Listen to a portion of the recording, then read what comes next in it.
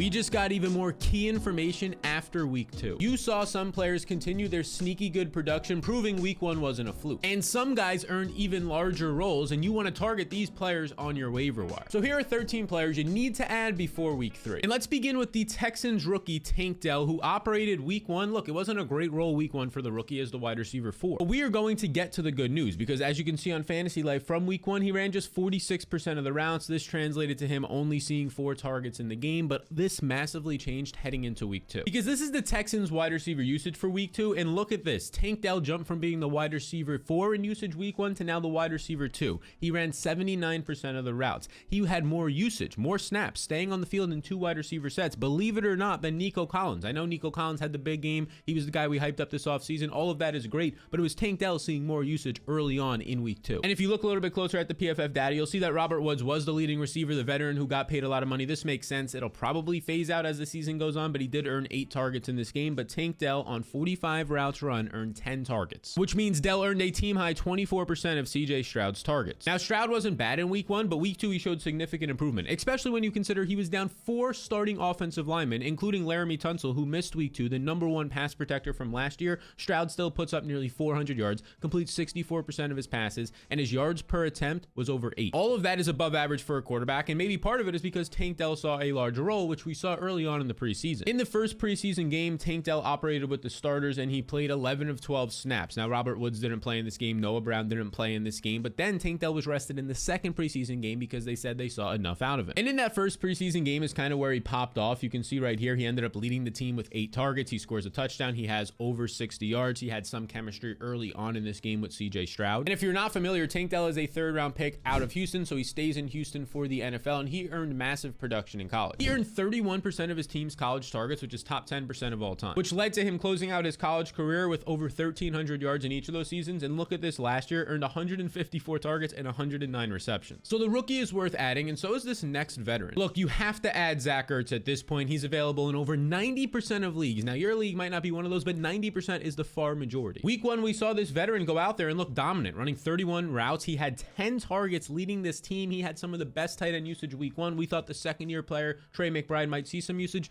No, McBride in week 1, only 10 routes run and 2 targets. And the crazy part of all this is Ertz is coming off of a multi-ligament knee injury, which usually takes a year to recover from at his age. He came back in 10 months. So there was some questions on, is this just fluky? But in week 2, he runs 25 routes, the second most on the team, only behind Marquise Brown, and earns 8 targets, also the second most on the team behind Marquise Brown. Zach Ertz finished week 2 as a top 10 tight end, earning 12 fantasy points. And his usage in this game, earning a target on 33% of his routes, would rank top 3 amongst tight ends last year. And we saw a lot of encouraging signs out of the quarterback Joshua Dobbs in week 2, whether it was mobility, his overall confidence, and his play in this game. As you can see right here, in fantasy production wise, he put up some nice stats, but in general, his yards per attempt and his completion percentage were above average. He averaged 7.4 yards per attempt and 68% completions. And if we go back to Dobbs' stat line, he only threw 31 times right here because the Cardinals jumped out to a 20-0 lead and leaned on the run and James Conner very heavily. In future weeks, for a team that's supposed to trail a lot, you might see this number closer to 40 to 45, even more opportunity and upside for a guy like Zach Ertz. So grab Ertz. He's going to be a top 10 tight end the rest of the season with this usage, maybe even top 5. And then check out this next RB. And this next running back is Zach Moss, who is actually available still in over 50% of leagues, and he is now going to be the Colts' clear running back 1 for at least the next 2 weeks, and we saw this in week 2. He was walking into week 2 with an ideal opportunity. Evan Hall was injured, the rookie, and Deion Jackson on massive opportunities last week struggled immensely. Now, this led to Zach Moss seeing not just a good role, not just a great role, an elite role. He played 56 of 57 snaps, and he ran 33 of 35 routes. This is literally Christian McCaffrey levels usage. Nobody else except McCaffrey sees this type of usage. If a running back sees 65 to 70% of the routes run, that's great. He saw over 90% in this game. He's not as talented as McCaffrey, but he's seeing that opportunity, and he's good enough. All of this led to Moss putting up 100 total yards on 22 touches, finding the end zone, and producing over 20 fantasy points, which, yes, there's no way this guy's the best running back waiver add as of right now. And it's not a fluke because he was doing this just a year ago. When he left Buffalo and went to the Colts, he ended up finishing as the 21st overall running back in running back efficiency on the ground and a top 30 running back when you factor in his receiving ability in terms of yards per touch, averaging nearly 5 yards per touch. And over his final 4 games last year, where he was seeing a lot of usage with the Colts and their starters, you can see this: 24 rush attempts, 12 rush attempts, 15 rush attempts, 18 rush attempts. When you factor in his receptions as well, he was averaging 18.5 opportunities per game. So they trusted on him and they leaned on him. Now, it is worth noting that for the second straight week, Anthony Richardson didn't finish the game with a concussion protocol. He did have 2 rushing touchdowns touchdowns and a lot of the rushing production early on. So when Richardson returns, expect him to be a heavy and a real dangerous threat to the rushing touchdown upside of Zach Moss. And we do have to point out that Jonathan Taylor is eligible to return week 5, but you still get 2 more weeks out of Zach Moss. Who knows if Jonathan Taylor is going to continue to hold out? Who knows if Cam Akers is potentially going to be traded in some wacky trade that sends Jonathan Taylor to the Rams? All of this is a potential thing that could happen, so you might as well add Zach Moss now, and at the very worst, you get 2 weeks out of it. So Moss is an interesting running back, and so is this next RB. And it is Ty Chandler, and this is the type of play that you add Ty Chandler now, so 2 to 3 weeks from now, when all of your buddies in the entire fantasy football world is trying to get him, you already have him. Chandler is available in 95% of fantasy leagues, and he was the clear running back 2 all preseason, stood out because of his elite burst this preseason. And he also has top speed, top 2% 40 time, top 10% speed score according to Player Profiler. All of this is good, and it's important because of the running back ahead of him in Minnesota, and that would be Alexander Madison. And here's the deal: Madison lacks speed and explosiveness. He ranks last in explosiveness since the beginning of 2021, and through 2 games, despite having an elite role with the Minnesota Vikings offense that just continues to put up points, he has just 83 yards on 25 touches, barely over 3 yards per touch. And I mentioned that elite role because it is elite. As you can see through the first 2 weeks of the year right now, according to Fantasy Life's data, Alexander Madison has played 74% of the snaps, seen nearly 80% of the rush attempts, and the majority of the routes run at 57%.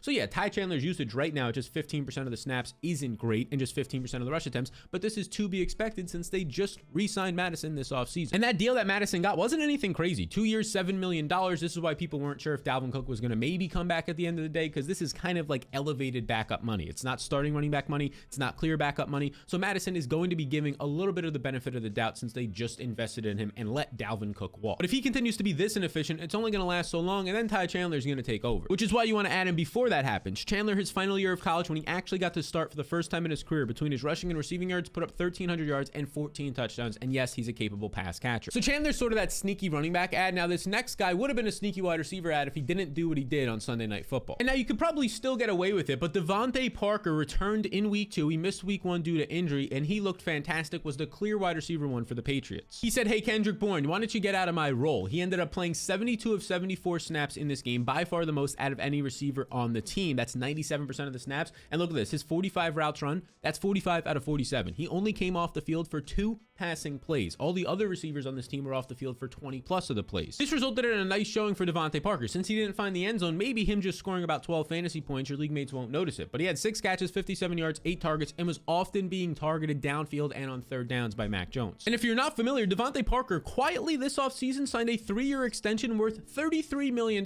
That's not small money. That is some major money right there, which is going to incentivize him to be heavily involved like he was week 2 in his debut. It makes him the highest paid wide receiver on the team, and Devontae Parker was having a successful 2022 until some injuries. And you can see those injuries right here. In October, he had a knee patella sprain, and then he ended up in December having a concussion. So he was battling injuries for about half the year. But when he was healthy, which was 9 healthy starts, he produced 13.2 fantasy points per game and had the 2nd best yards per target in the NFL. That 13.2 points over his healthy starts ranked top 20 amongst wide receivers last year. And he just started off 2022 strong with a 12-point performance in this new and improved Bill O'Brien offense that has Mac Jones and the overall offense looking good. This guy, Devontae Parker, is available in over 90% of leagues. He's worth considering. Now, this next guy I'm shocked is available in somehow nearly 80% of leagues. And that fella is Tutu Atwell, and it makes some sense because both weeks, week 1 and week 2, he was overshadowed by Puka Nacua's breakout. But he very quietly has also been dominant. In week 1, he ran 90% of the routes with Puka Nacua and Van Jefferson, and in this game, he saw 23% targets per route run, which is well above average. He's been a part of this surprising development in LA, where the Rams and Sean McVay and Stafford look good despite not having Cooper Kupp and Cam Akers not being the workhorse we expected. Now, that week 1 usage for Atwell led to some good production. 8 targets over 100 yards, had a solid fantasy day, was used downfield, but his speed was also taken advantage of in the slot by Sean McVay. He was getting open often. And this strong usage continued in week 2, where Atwell goes out there and actually leads the team in snaps, playing 75 of 80 snaps, so that's 94% of the snaps. He runs 59 of a possible 60 routes. He only came off the field for 1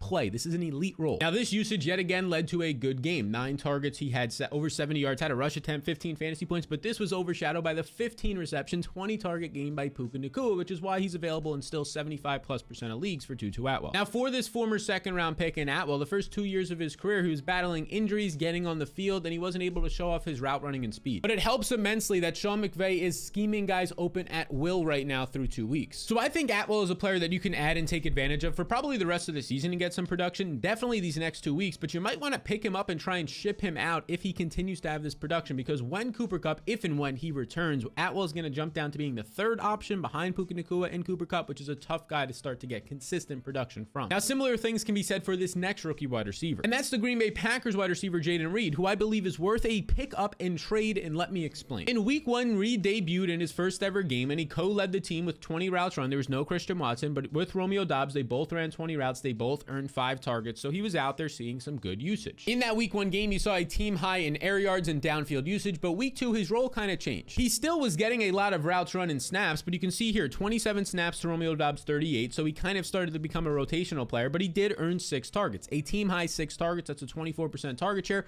but these targets were just 5 yards downfield instead of on average nearly 20 yards downfield. So a less explosive role for him, but he was getting schemed open yet again pretty easily because Matt LaFleur has been very good through like 7.5 quarters this year of scheming his wide receivers and tight ends open. So we can see all the makings of Jayden Reed being a legit starting NFL receiver, putting up nearly 20 points this past week. It was 6 targets. This says 8 targets right here. He was credited with just 6 targets according to PFF though. So this is nice, but there's a lot of issues. The first issue is that Christian Watson hasn't played in either of these games, and he was able to actually practice in a limited fashion last Friday, which means he's likely to suit up week 3 and probably earn the most targets on the team. And then the second issue is the fact that the Packers just don't want to pass the ball a lot. In a high scoring game where they actually needed to try and put the game away in the fourth quarter, didn't and lost, they only had Jordan Love throw the ball 25 times. On the final drive, they ran up the gut 3 times with AJ Dillon. That's how much they didn't trust or want Jordan Love to throw the ball, because the third reason, and this might be the worst reason for all the Packers pass catchers, is that Jordan Love still has a lot to improve on. In this game right here, in this performance, for the first half of the game, he was playing very well. Basically a game manager, made maybe 1 good throw, but in the second half, it all fell apart. He missed 3 to 4 wide open receivers. He stumbled on a 4th and inches over the line of scrimmage before the snap was called for a false start. Everything looked bad for him. Now, these are the growing pains you're going to expect out of a brand new starting quarterback, but with Christian Watson returning, the team not really trusting Jordan Love and wanting to run the ball all that much, it doesn't help Jayden Reed. So in this short term, it looks good for Reed these first 2 weeks, just had a 20-point game, but that's probably going to be his best performance of the year, so you might as well pick him up and try and trade him. Now let's talk about a guy who's maybe the most polarizing guy the last 1 to 3 years in fantasy football, and Kadarius Toney, who continues to, yes, admittedly, be frustrating but interesting. Because here's the deal. In week 1, we all saw Kadarius Toney struggle. We saw him miss that catch that led to a pick 6 and probably cost the Chiefs the game on the opening night. We all saw it, and now we remember that the most. But what most people missed from that game was that he led the Chiefs with a 45% target per route run. He earned 5 targets, as you can see here, on just 11 routes. He was injured heading into this game, so he was limited. He only ran 11 routes. And that 45% target rate is elite. The leader last year in the NFL, this is Tyreek Hill stats right here, had a 34% target rate. Again, the target rate is how many targets you earn per route run. This has always been Kadarius Toney's calling card. He knows how to get open and earn targets when he's actually out there. And now this is interesting because in week 2, he continued to see more usage as he gets healthier. Instead of running just 20% of the routes, you can see right here, he ran 33% of the routes, 15 total routes, and earned 5 targets. So 5 targets on 15 routes, that's a 33% target rate, which again would have led the NFL like Tyreek Hill did last year. And now a lot of people dropped Toney after a bad week 1. It was an overreaction for sure. And heading into week 2, he didn't have the greatest of performances, but it was slowly trending in the right direction for a guy who's still battling injury. 5 catches, 35 yards, added a rush attempt. Nothing great, nothing anybody's going to jump up and down to add him at, but you should at least keep this in mind. Because now through 2 weeks, Toney has earned 10 targets on just 26 routes, a 38% target rate. And his snaps and routes are only going to increase as he gets healthier. That's not what I said. That's what their head coach Andy Reid said after week 1. He's available in over 50% of leagues. Add him. And also consider grabbing this key asset right here, the fantasy blueprint, because if you want to win your fantasy league this year, dominate every single week, smack around your buddies, this is for you. Every single day of the week, you'll receive a tool that will help you do just that. Monday, the waiver wires. Tuesday, the key stats database. You can see as you go down here, rest of season rankings, projections and rankings, and game-by-game matchup notes with updates to come over the weekend. This is the fantasy blueprint that will help you win your league. And it's extremely simple to get. You just scan the QR code on the screen or click the link in the description below to join the thousands of people currently using this blueprint. And here's the deal. This is what you'll do. You'll follow these 2 simple steps. You'll scroll down a little bit here and you can see this. If you don't make your fantasy playoffs, I'll just refund the payment. And by the way, the payment's just $5 for the entire season, not just for 1 week, the entire year. You don't make your playoffs, you get your $5 right back. So to get access now and join the thousands of others currently using the blueprint, scan the QR code or click the link in the description below. Now, the next situation we have to look at is this Bears backfield, because we got a key piece of information before the week 2 games kicked off. An hour and a half before the games kicked off is when all the inactives have to come out for a specific set of games. We got this big piece of news here by Field Yates and a bunch of other reporters. The officially inactive players, okay, Aaron Jones, Christian Watson, David Bakhtiari, some players we expected to be out, but Deontay Foreman was a healthy scratch by the Bears. Foreman played nearly 30% of the snaps week 1, so this meant increased roles for Khalil Herbert and likely the rookie Roschon Johnson. And this is exactly what we saw, as they only had 2 running backs. Khalil Herbert goes out there, plays 31 of 52 snaps. That's actually a good role, nearly 60% of the snaps. He earns 10 opportunities for 57 yards, and Roschon Johnson, the rookie, 22 of 52 snaps, so that's over 40% of the snaps, and he goes out there and he owns 6 opportunities for 42 yards. Now, both of these running backs were fantastic. Herbert averaged 5.7 yards per touch and 7 yards per touch for the rookie Roschon Johnson. But here's the issue. The Bears in this game, a total yards of offense, they had just 236 total yards of offense. The Bucs, who they were playing in this game, not thought to be a great offense before the season started, had about this much in the first half alone. And the split was basically Khalil Herbert was the early down back and Roschon Johnson came in on a lot of 2-minute situations and third down and longs, which basically means that Herbert's going to lose all of his receiving upside for an offense that might not make it to the red zone all that much. And Roschon Johnson, at least as of right now, is stuck in this pass catching role, which limits his upside. And not to mention he has a mobile quarterback who, yeah, targeted him 7 times week 1, but historically Justin Fields doesn't throw to his RBs. So my takeaway is with the information we have right now, I'm not looking to acquire in a transaction with a trade or add any of these Bears backs. But I am interested in this running back right here, and his name is Craig Reynolds, and he is a running back for the Detroit Lions. And I know that there's a man named David Montgomery and a man named Jahmyr Gibbs that play there, but this is important to know. In week 2, both of these running backs sustained an injury. Now, Jahmyr Gibbs was a low ankle sprain. He could probably play through this, but maybe he misses a week. And David Montgomery's was listed as a thigh, but as Jeff Mueller, a doctor on Twitter, points out right here, it could be a quad, it could be a meniscus, it could be a knee sprain because there was a little bit of a twisting mechanism, as you can see. I'm not a doctor, but Jeff Mueller is, and he says, you know, this is something to monitor. And it's definitely something to monitor because Montgomery didn't return to the game after yet again seeing an elite role. After going for 20 plus touches week 1, he had 17 touches in this game and probably would have saw another 20 plus total touches if he stayed healthy. So we know that this David Montgomery role in the offense is legit and elite. And that's important because when Montgomery went out, according to Pro Football Focus, Craig Reynolds saw 10 of the next 23 snaps. Jahmyr Gibbs saw the other 13, but most of those were in the 2-minute offense. So these 10 snaps out of Craig Reynolds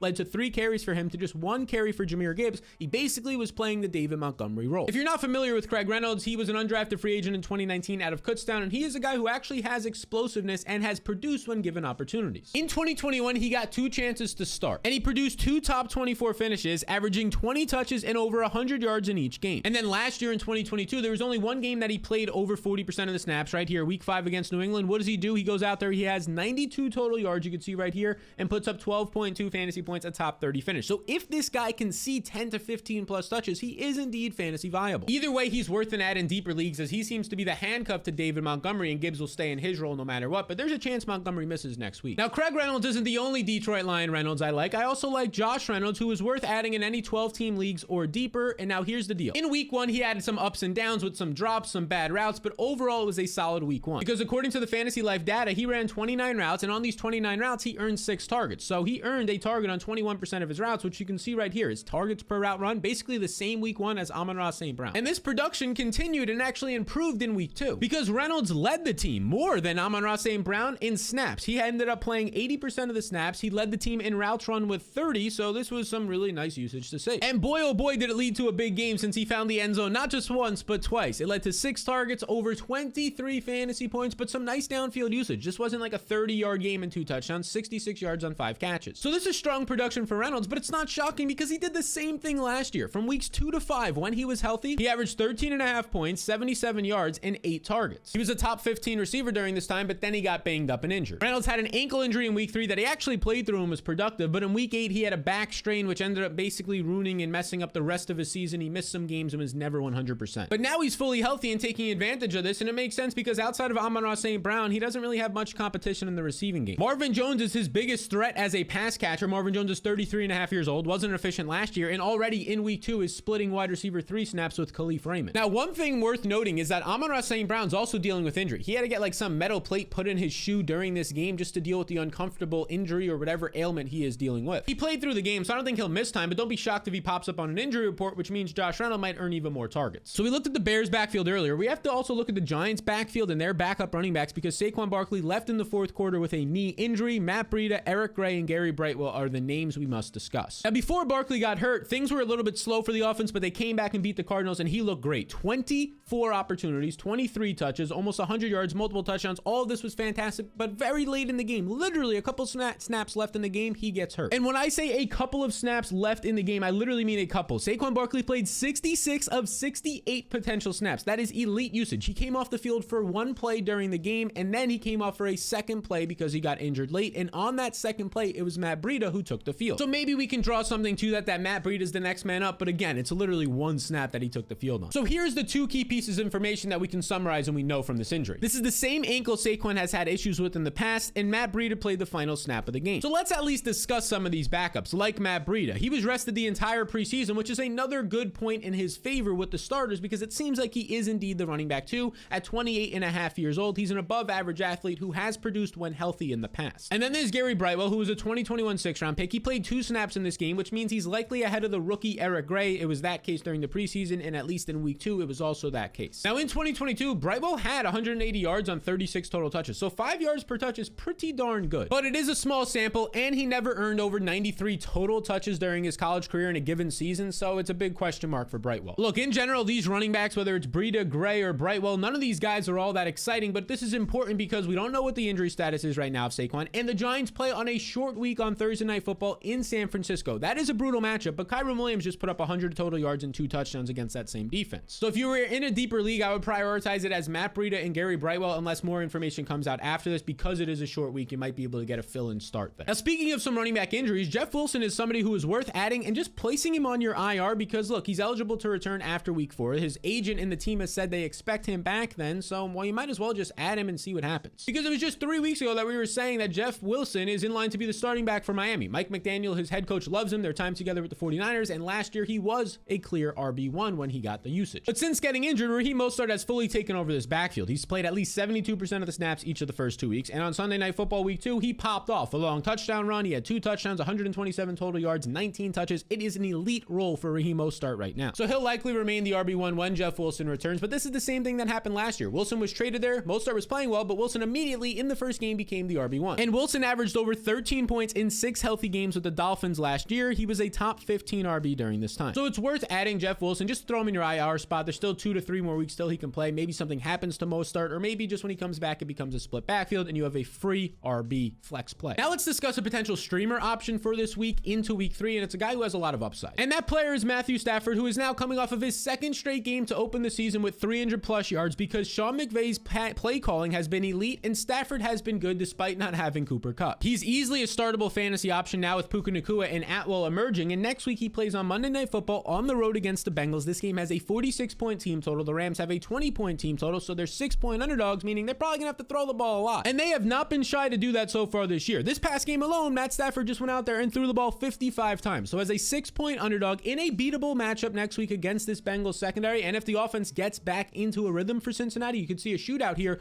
You could expect 40+ throws for Stafford. He's available in 60+% of leagues. He's worth adding. So these are 13 players that you need to be adding now before week 3 and before your buddies can get them. More content's going to be dropping throughout the week, like players you need to trade for. And when that video is out, it's going to pop up right over here. I appreciate you beautiful people tuning in. Hit the subscribe button. We're close to 100,000. That, of course, is something that I want to do, but also it's going to help you see my future content releases, which will help you schmack around your buddies.